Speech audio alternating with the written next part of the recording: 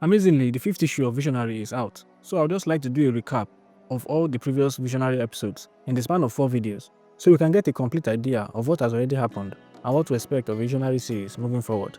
This video will cover the Visionary issue 4. Without further ado, let's get into it.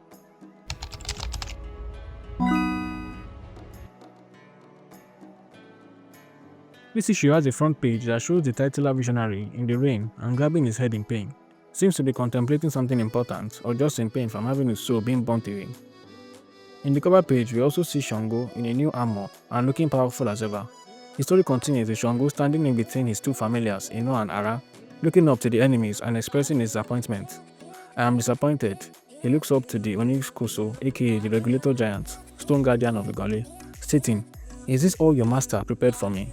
Apata, the leader of the Shigidi, speaks to the Regulator, stating, "Regulator, do as your creator bids you. You have but one shot to get rid of him." And the Regulator makes his move, swinging his sword to strike down the god of lightning and fire, while Shango summons his third familiar, the personification of his ability to control the storm. His familiar quickly grabs onto the sword of the Regulator and stops his attack with a hand made of wind. Then the form of the familiar is revealed. We see Iji, familiar of Shango, sovereign of the storms, and Shango instructs you to destroy everything. Apata then declares, "My brothers, the end is here today. We must fulfill our master's command and join him in the afterlife." Until suddenly, Shango notices that something is coming, and soon Apata notices as well, saying, "That man who has abandoned his godly seat, he is still alive." And suddenly, the verve of the god Ogun appears, restraining the Regulator giant stone guardian of Gali, making both Shango and Ara facepalm at the same time, with Shango even stating, "That accursed fellow has come. This will be harder to fulfill."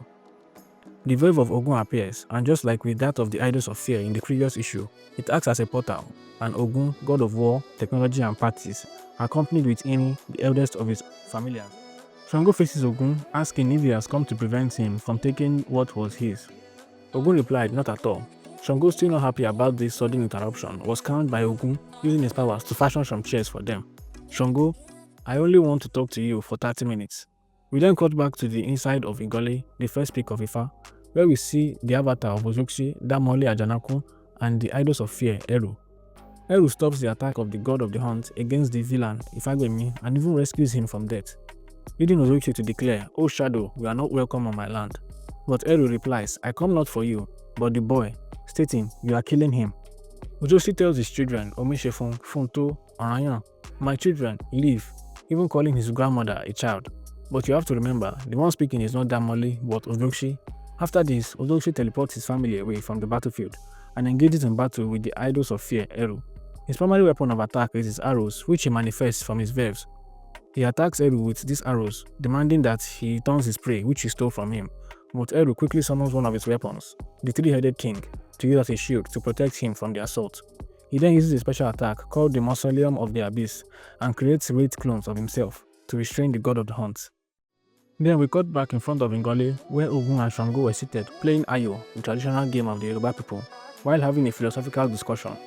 "So what does it mean to be a god?" Ogun asks Shango. "Is it the veneration of men, or the power we hold?" He asks this question to find out what drives the god of fire. "We are called the first race by the knowledgeable, but few know that our true nature is the first children. Truly, we are but children, babies who have been handed powers and a mandate we have little understanding of. So, comrade, what have you done with the powers you were borrowed?"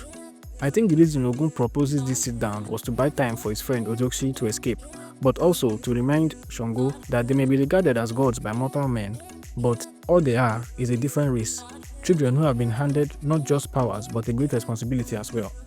Shango brushes this off, stating, "Ogun, you have always loved the sound of your own voice," and scolds his familiar Ara for trying to take his drink. Ogun replies, "2 more minutes and you can be on your merry way." Back inside of Ngole, first peak of Ifa, you see Ozokshi desperately trying to escape the attack of Eru, stating, "You have saved me once before, but never again." He creates a veil in the sky, and the resulting power destroys Eru's wraith clones. But he notices that he has started bleeding, and Eru informs him that he is killing the body, the vessel he is currently using to manifest his powers. He collapses in fatigue, and Eru approaches him, stating, "Sleep, hunter, it is not yet time."